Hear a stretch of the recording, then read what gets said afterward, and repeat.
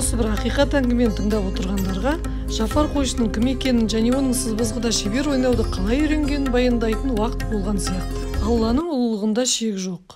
Ешбір әйел баласы Алладан құпия түрде жүкті бола алмайды. Жасөспірімде құрғақ шыбықтай лап ете түсетін құмарлық оты да Алланың әмірінсіз тұтана қоймайды.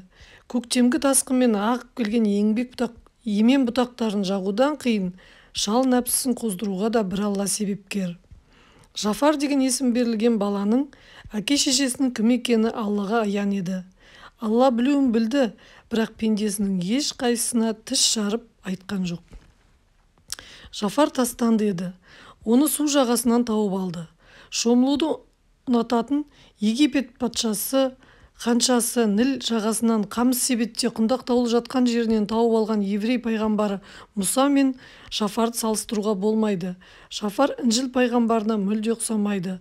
Оны да су жағасынан тауып алды дегенмен жағдайы өзгеше еді. Жафарды тауып алған сол бір сентябрь айының күнінде таңертең фонтанның басында қатты айғай шықты. Осы маңнан өтіп бара жатқан соқыр қайыршы себебін біліп келуге өзін жетектеп жүрген баланы жіберді. Алаңда өрт шықты ма, әлде өзі кеш сайын есігінің алдына жайғасып отырып ғақлия өлеңдер шертетін деревнядағы жалғыз дүкенді ұрылар тонап кетті ме екен деп ойлады. Соқырды жетектеуші бала жиналып қалған әйелдер тобының арасынан өтіп барып, Шаштараздың әйелі Айшаның тыр жалаңаш нәрестені көтеріп тұрғанын көрді. Нәресте ыңғайлап жылап жатыр. Айша жұбатуға әрекет жасайды. Соқырды жетектеуші бала Айшаның бала туа қоймағанын біледі, өйткені ол фонтанға күн сайын шөлдің киігіндей сидиіп жіп-жіңішке күйінде келетін еді. Айшаның екі қабат болуы екіталай еді, себебі оның күйеуі құрметті Әбу Кәрім әбден қартайып күш қуатынан айырылған шал, ал Айша уылжыған жас болғанымен шалдың көзіне шөп салудан аулақ, ұстамды көрінетін. Сондықтан оны жасөспірім қыздарға шешелері үлгі есебінде мадақтап жүретін. Сол күні таңертең Айша фонтанға бірінші келді. Мәрмәр тақтаның арғы жағынан қатты жылап жатқан нәрестенің үнін естіп қайран қалды.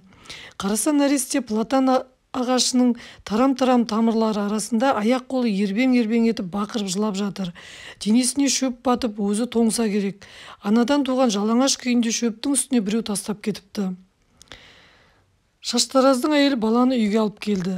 Қадірменді қария Әбу Керім бірден бұл нәрестені Алла жіберді деп білді де, мұсылмандардың сақал шашын 48 жыл бойы қырып адал қызмет істеген үшін Құдайдың өзіне тартқан сыйы деп білді. Баланы асырап алды да оған Жафар деп ат қойды. Сөйтіп 1 жыл өтті, 2, 5, 7 жыл өтті. Қысқа көйлекті бала Шаштараздың баласы жалаңаш жүрмейді. Деревня алаңдарында асыр сап ойнап жүргеніне көп болды. Далаға да кетіп қалып жүрді. Шілделі құстарға арнап шөптен үйшік тоқуды үйренді. Харун әл-Рашид заманында мұсылман әйелдерінің ары Армян тауының мәрмәрінен де мықты еді. Ол қандай көркем де мықты тас десеңізші, бірақ соның өзі де шатынап жарылады. Әйелдер де сол сияқты. Егер 20 сағаттай жүріп ел араласа, әдейілеп іздестірсе, жақында ғана күйеуіне қиянат жасап, көзіне шөп салған, күйеуінің достарымен, жақын бауырларымен, тіпті бір туған бауырларымен ашына болған хатшылармен, қашыр айдаушылармен, шарап қиюшылармен, атшылармен, басқа да еркектермен қойындасқан 20 әйелді кездестіруге болады дейтін жеңіл ауыздар. Бұлар бұлақ басына жиналған әйелдер осы жолы күйеуін көнекке отырғызып кеткен әйел кім екенін дәл білгісі-ақ келді, бірақ анығына жете алмады. Осы оқиғаны тыңдап отырғандар Жафардың дүниеге келу құпиясын әйтеуір бір білерміз деп ойлап отырған шығар. Алланың әмірімен пайғамбар ол құпияны көз көрмес жердегі сандыққа бекітті де, оның кілтін теңіз түбіне тастап жіберді. Ол көз көрім жерде емес. Аспан айналып жерге түсіп, жерді лаулаған жалын қаптап, әлемдегі барлық құпия әшкереленіп, әркім өз кінәсіне лайықты жазасын алған кезде кілтте табылады. Сондықтан бір Алланың даналығына тағзым етейік, және кейін Жафар деген есім берілген жас нәрестенің апсақ қыстағына қайдан қалай пайда болғанын анықтау жолында басқа тұрмайық. Осы көңілді де ұстамды да көңілді бала болып өсті. Кішкентай кезінде көп жыламады, қайта күле беретін.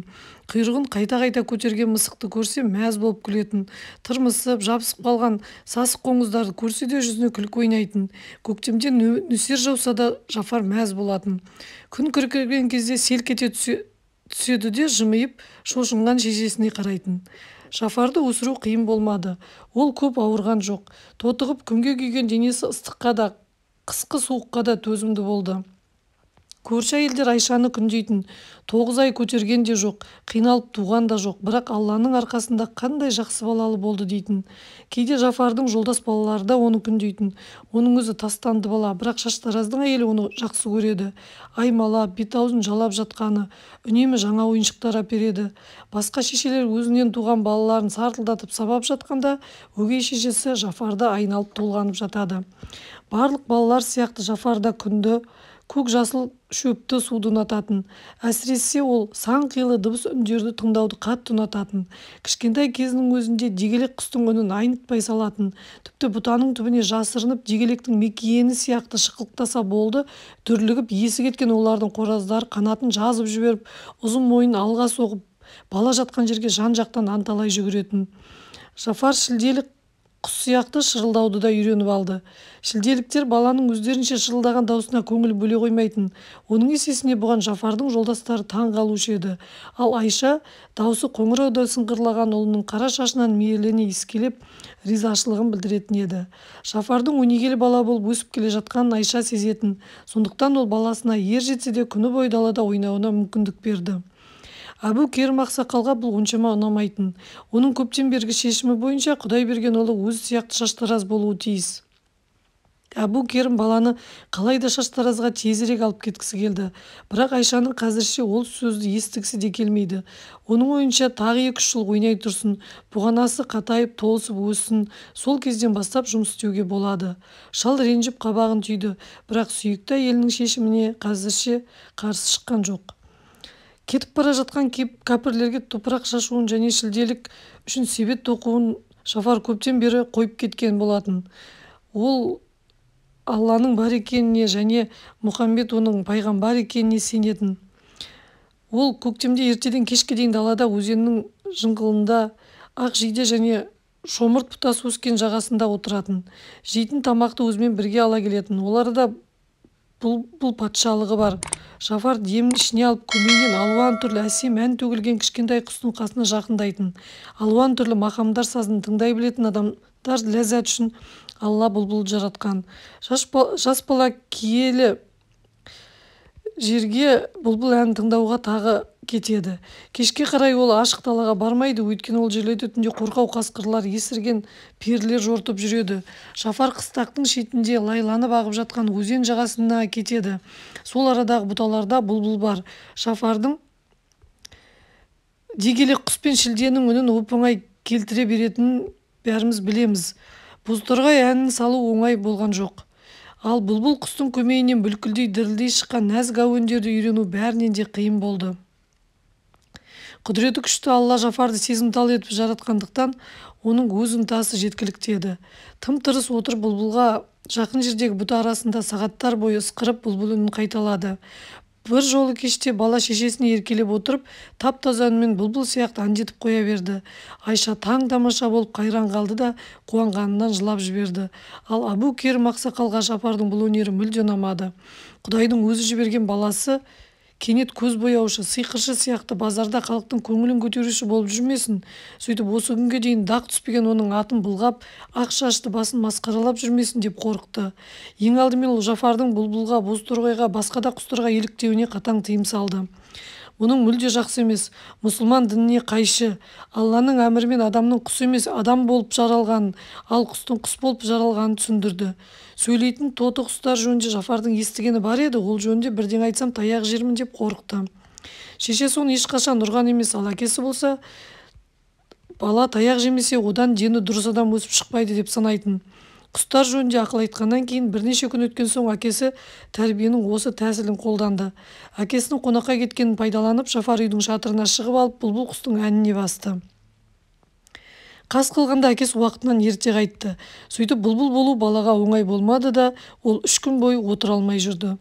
Жарты жылдай ол бұлбұлдың да, көк құтанның да, көкектің де, басқа құстың да үн шығарып қайталаған жоқ. Бірақ шыдай алмай тағы да қолға түсті.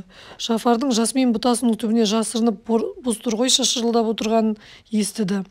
Бұл жол шал жазалауға Құдайдан қорықты және дүрелеп сабау көмектеспейді деп шешті. Жафарға тимей үнемі ара түсетін Айшаны шашынан сүйреп сыртқа шығарды да баланы енді шаштаразға алып кететінін айтты. Мейірімді шеше қанша жыласа да күйеуі илікпеді. Тез арада үлкендер киетін ұзын екі көйлек тігіп беруді бұйырды. Жафар 7 жасқа толғаннан бері қысқалау көйлек киіп жүретін.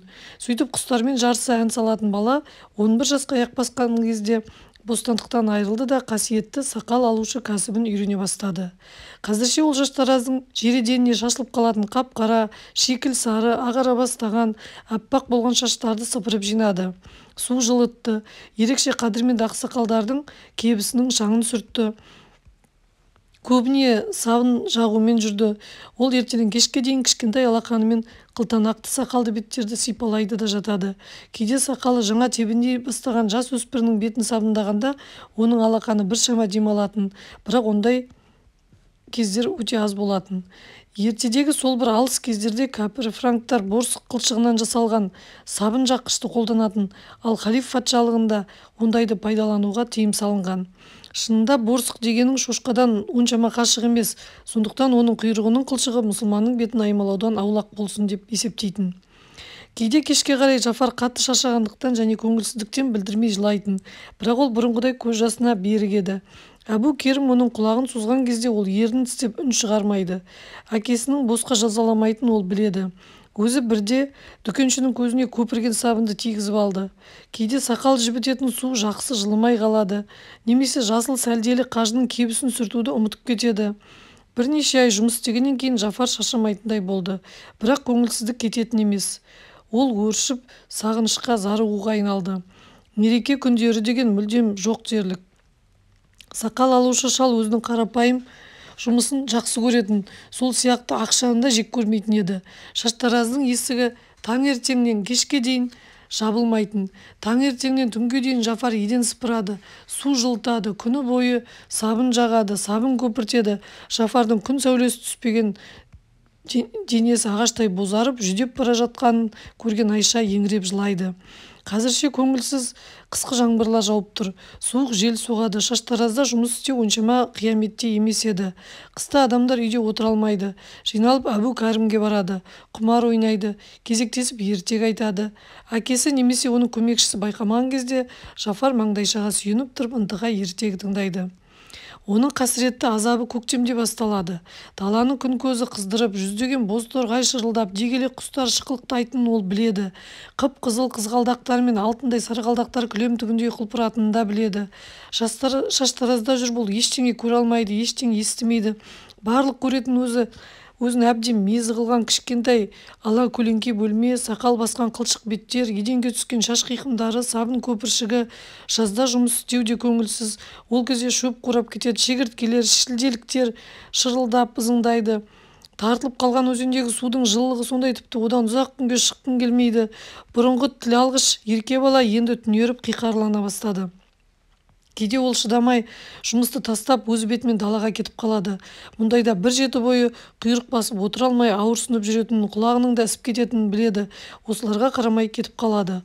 Бұлбұлдар патшалығына кетеді де ет бетінен жатып алып, бұлбұлдың жаңа мақамдары мен соны саздарын есі кетіп тыңдайды, үйренеді. Жафардың мінезі түзелместей болып бұзылып кетер ме қайтер еді. Жасы 13-ке қарай аяқ басқанда оның өмірінде бір мезгілде аса маңызды екі өзгеріс болды.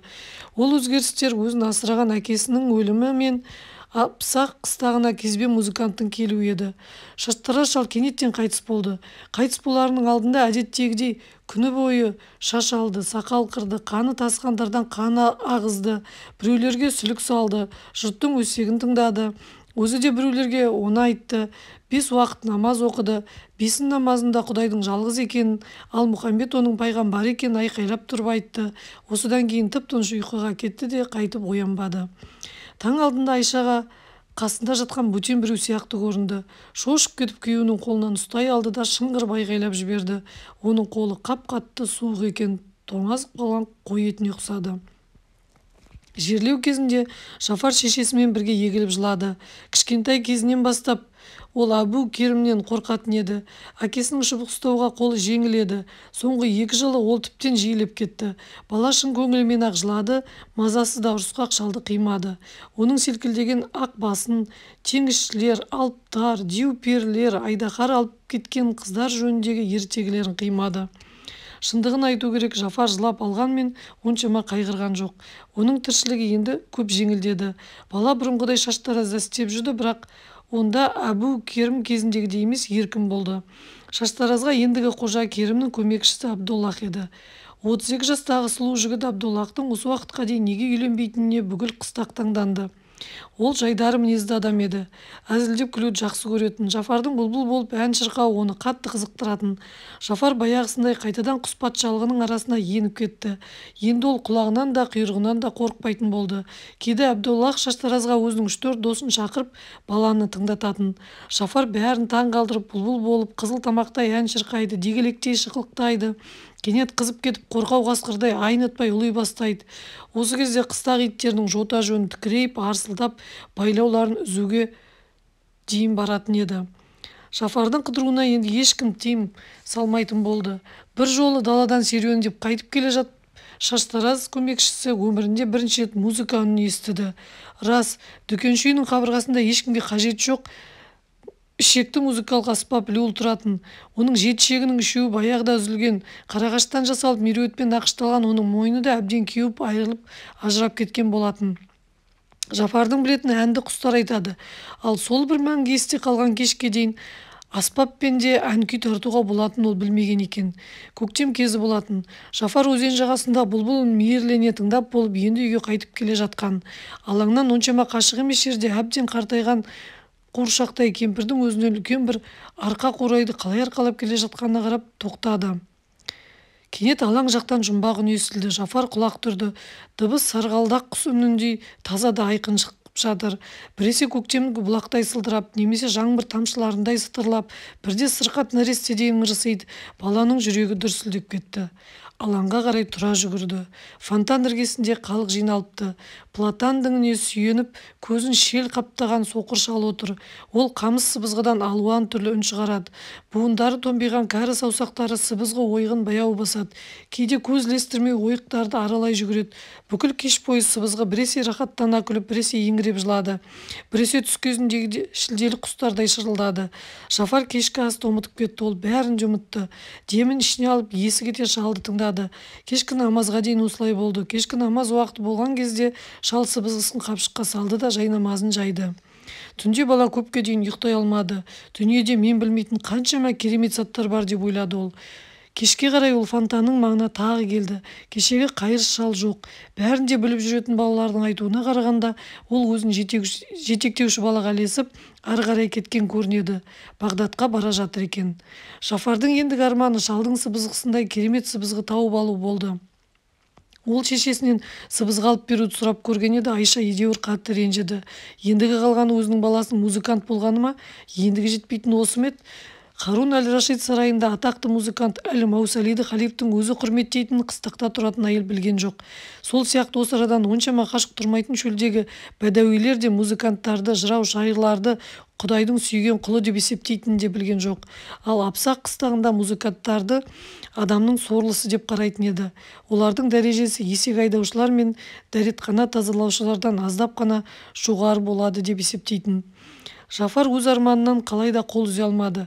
Өзінің көңілді жас қожасы Абдуллах соңғы кезде тіпті шаттанып жүргенін байқаған Жафар қымбат сыйлықты содан сұрады. Шаштараз оған ренжіген жоқ. Ол Жафарға барлай қарады да мұртынан күліп жымиып ештеңе айтқан жоқ. Тағы бір рет өткенде баланың өмірінде екі түрлі маңызды жаңалық болды. Оның екеуі де бір күнде болды. Біріншісі, шат көңілді Шаштараз оның шешесіне үйленді. Екіншіден, өгей әкесі оның армандаған сыбызғысын сыйлады. Мүмкіндік болған кезде Жафарға оны ойнауды үйрететін оқытушы жалдауға да уәде берді. Бүкіл қыстақ жағасын ұстап таңданысты. Шаштараз шалдың сол кездегі уылжыған жас қатыны фонтанның қасынан тастанды бала тауып алғаннан бері қарай мұндай таңданған айқай-шу болған еместі. Сөз жоқ, мылжыңдаған сөз, керіскен айқай, ерегіскен талас Жафарға сыбызғы беру, бермеу жөнінде емес, оның шешесінің күйеуге шығу жөнінде болды. Шаштараздың әйелінің адамгершілігін, бейкүнәлігін, өзінің жасөспірім қыздарына үлгі тұтатын бір әйел бүкіл елге айқайлап өзінің тап-таза ақымақ екенін айтып жатты. Сол әйелдің көршісі бұл айтқаның ақауыз ақиқат дегенді айтады да, екеуі екіленіп керісе түсті, шаштарынан ұстасты. Сөйтіп айқай-шу күшейіп кетті. Әдем жігіт Абдоллахты 10 жыл бойы үйлендіргісі келіп құдалық сөйлесіп жүрген әйелдер де ренжіп қалды. Көп адам ренжіді. Діни тәртіпті қатал ұстайтын тақуа әйелдер күйеулеріне күнәқарлық оқиға болып жатқан үйге енді аяқ баспайсыңдар деп талап қойды. Олардың күйеулері діни тәртіпті құрметтегенімен бұл жолы шақпақ тастай мықтылық көрсетті. Екінші, шаштараз ашу ешкімнің ойында болған жоқ. Ал кім сақал шашын алдырмай жүргісі келеді екен? Қыстақ олай да толқыды, былай да толқыды, ақырында тыныштапты. Әйелдердің қулығында шек жоқ. Бірақ Құранда жесір қалған әйелдерге шаштараз көмекшісіне күйеуге шықпасын деген ештеңе жоқ. Тыйым салынбаған соң рұқсат етіледі деп есептеді. Тағы да 10 ай өтті. Жафардың жасы 14-ке қарай басты. Ол ашаң да ұзын болып өсіп келеді. Bir кездегі ұзын көйлектері енді қысқа болып қалды. Шешесі жаңадан тағы да 4 көйлек тігіп берді. Болашақ шаштараз салқын күндері түйе жүнінен тоқылған кең ала шапан, аяғына былғары кебіс киіп жүретін болды. Шапан киіп жүргенде әсіресе артқы жағынан тіпті ересек жігіт сияқты әдемі болып көрінетін. Шапанды шешкеннен кейін ол үйлесімсіз ұзын жасөспірімге ұқсап қалатын. Айша енді оған қарап жылауын қойды. Жафар шаштараздан күні бойы шықпайтынын қойғаннан кейін денесі күнге күйіп, денсаулығы жақсара түсті. Елдің көзінше шешесімен аймаласуға ұялатын болды. Ал ешкім жоқ кезде ол алқызыл бетінен шешесінің аймалап сүйгеніне өзі де рахаттанатын. Қайтадан тыныш та көңілді күйіне түскен сияқты. Дүре соғу, шыбық жеу сияқты әңгімелер мүлде тыйылған. Абдоллах өгей баласына сыбызға алып берді де оған әбден ұнады. Жафар есін білгелі өзін шешесінің ерекше жақсы көретінін білетін. Енді тіпті бұрынғыдан да мейірімді, жұмсақ болып кеткені сияқты.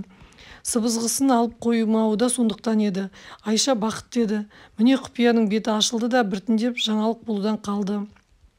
Тіпті көк ауыз өсекші әйелдердің өз шаштараз үйінің бұрынғыдай құрметті күйінде қалғанын мойындауға мәжбүр болды. Өзіне деген Жафар махаббатының өзгермеуіне де Айша қуанды. Шешесі Жафардың басынан өткен жөнде еш уақытта тіс жарған емес, бірақ ол бәрін де білетін шығар деп ойлады. Bir жолы Жафарды аймалап тұрып, балапаным, сен маған ренжімейсің бе деп сұрады. Өзі қызарып кетті. Жафар шын пейілімен қарапайым ғана, жоқ мама, құрттай да өкпем жоқ деді. Біртіндеп Жафардың даусы өзгере бастады. Бұлбұлдай сайрап әнді енді айта алмайтын болды. Оған еліктеуді де қойды. Сонымен марқұм әкесінің айтқаны рас болды. Адам шынында өзінің адам қалпында болу, ал құстың құс күйінде қалуы тиіс еді. Енді Жафар далаға кеткен сайын сыбызғысын бірге алып кететін болды. Сыбызғыны қалай ойнайтынын біреу көрсетсе, өзі ойнап кететіндей еді. Сыбызғы оның еріне үйлеспейді, саусақтарда икемге келмеді. Ол біресе қырылдайды, біресе ысылдайды, біресе шошыған саршұнақ сияқты пысылдап ысқырады. Bir жолы сыбызғыдан әндеткен таза үн шықты. Бұдан кейін тағы ысылдап қырылдап қалды. Бірақ осы күн Жафар үшін бақытты күн еді. Бақытты жас жігіттің өмірінде тағы бір маңызды өзгеріс болды. Бұл жолғы өзгеріс қайғылы оқиғамен ұштасты. Сымбатты да әдем шаштараз Абдоллах үйіне күндегі уақытынан ерте қайтып келіп, әйелінің ұсқынсыз қоныс көршісімен аймаласып жатқанының үстінен шықты. Егер Абдоллах атақты бай адам болса, онда Айшаны меске салып, оған қара мысық пен сұр қаншықты қоса байлап, Ефратқа тастап жіберер ме еді? Абдоллахтың үйі күтуші кемпір болғанмен, ол өзін әлі кедеймін деп есептейтін. Мұнысы жақсылық па әлде жамандық па, ол кедейлердің рәсімін қолданды. Айшаны аймалап жатқан көрші терезеден секіріп қашып кетті. Ал шаштараз болса, әйелінің шашынан бұрап ұстап алып, оқтаумен тоқпақтай жөнелді. Шешесінің ойбайын естіген Жафар бөлмеге жүгіріп кіріп, өгей әкесінің қолына жармасты. Абдоллах оны қатты лақтырып жібергенде, ұшып түсіп есіктің жақтауына басы соғылып, есінен танып қалды. Ол күтуші кемпірдің үйшігінде ғана есін жиды. Үйде шешесі жоқ. Еңіреп жүрген кемпір не болғанын айтқысы келмеді. Кейін Жафардың білгені зар қағып, жылаған шешесін Абдоллах өзіне жақындатпапты. Ол шаштаразға сүйреп апарып шашын кесіпті де, үстіндегі киімін дал-дұл етіп жыртып, денесін қан жапқан жартылай жалаңаш күйінде көршілерінің көзінше алаңға қарай қуып жіберіпті. артынан қыстақтан көзіңді құрт сайқал неме, әйтпесе иттен ар етіп өлтіремін деп айқайлапты. Сонымен Айша кетеді. Ол алба-жұлба күйінде жалаң аяқ көк түйінсіз қаңғып кетеді. 2 рет күнәқарлық жасаған қарабет әйелге ешкім қол ұшын бермейді. Балалар оны таспен атқылайды. Сонымен Айша үз-түзсіз жоғалып кетеді. Ол бір жерде безгекпен өліпті дегенді кейіннен ел айтып жүреді. Басқа біреулердің айтуына қарағанда сақал алғыштың әйелі Бағдатқа дейін жетеді. Сол арада бір бай саудагердің көңілде сүйікті ашынасы болып кетті дейді. Ал ақиқатын ешкім білмейді. Жафар шешесі қалады. Шешесін іздеп табу жөнінде ешқандай үміті болған жоқ. Өлді ме, өлмеді ме әйтеуір келмеске кетті. Оны жасөспірім бала жақсы сезеді. Оның қасіретін қыстақтың өршіген піші-піші өсегі өршітіп жібереді. Оның фонтанның суы ұялғаннан ғана сыздықтайтын сияқты, оның ағысы бай адамның жоқтап жылағандағы көз жасы сияқты. Әйелдер платан ағашының көлеңкесінде алқа отан отырып алады да зеріккендіктен сағат бойы Айшаны балағаттап өсектей бастайды. Оның бәрін бірдей Жафар ести бермейді, бірақ кейбіреулер оның құлағына да жетеді. Шешесі үшін ренжіп, іштей егіліп жылап алады. Фонтанның қасында отырған әйелдер шешесінің ашынасын жетіге жеткізгенін естігенде еңіреп тұрып жылайды. Тамақ пісіруші кемпір әрең жұбатады. Жафар енді шатырға орналасады. Күтуші кемпір оған тамақты шатырға апарып береді. Абдуллах өзінің көзіне шөп салған әйелдің асыранды баласын көргісі де келмейді. Жафар да енді онымен кездесуден қашады. Өмірінде бірінші рет онда басқа адамға деген өшпенділік пайда болады. Ол өшпенділіктің күштілігі сондай, тіпті ол пышақ ала жүгіруге дейін дайын еді. Алғашында шешем де кінәлі шығар деп ойлаған, бірақ ол ойы көп ұзамай ұмыт болады. Абдуллах сияқты жексұрының көзіне онымен ешбір әйелде тұра алмас еді деп ойлады.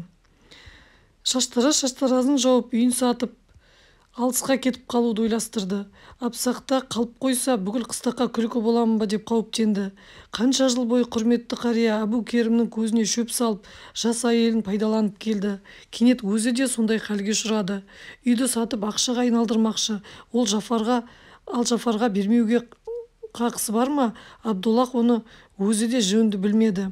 Сонда да ол Жафарға бір дирхам бермеді. Үйді босатып беру таяған кезде бұрынғы шаштараз Жафарды қайда жіберсем екен деген ойда болды. Шешесімен бірге қуып жібермегеніне өкінді. Енді қуып жіберу кеш сияқты. Бұрын құстарға ерекше еліктеуші өнерпаз жас жігітті қыстақ тұрғындары жақсы көретін. Оны жақтап қорғаушылар да табылуы мүмкін. Үй мүліктен Жафарға тиесісі бар екен айтатындар да болуы ықтимал. Абдуллах ақылмен істеді. Өгей баланы ол қуалаған жоқ. Оны мал саудаласымен айналысатын, қазір шындап баюға айналған нағашысына жұмысқа орналастырды. Құрғақшылық тым ерте басталған болатын. Майдың аяғына таман шөбі сарғаятын дала апрельдің ортасында кеуіп шөбі қурап кетті. Ірі қара қырыла бастады. Шөп қоры жоқ кедейлер өздеріне барлық жерде қорек таба алатын түйелер мен есектерді ғана қалдырды да қода, сиыр, қойларды арзан бағаға сатып жіберіп жатты. Саудагер оларды көптеп сатып алды да құрғақшылық аяқталғанша үйтіп сақтады. Бұдан кейін оларды бордақылап семіртіп пайдасына сатты. Оған адам қажет еді. Жафарды бақташыға көмекші ретінде қуана қабылдады. Жасөспірім жігіт түйіншегін көтеріп келді. Түйіншегінде оның барлық дүниесі 3 көйлек, 4-шісін киіп жүрген. Шапаны, киіз, кебістері және сыбызғы найы бар еді. Абдуллах осылардан өзге ештеңе бермеді. Оншама бай болмаса да шаштараздың асыранды баласы болғанын, таза ақсы есепте ұйықтағанын, ал мереке күндері жүзім салған палау жейтін ол тезірек ұмытсын деп топшылады.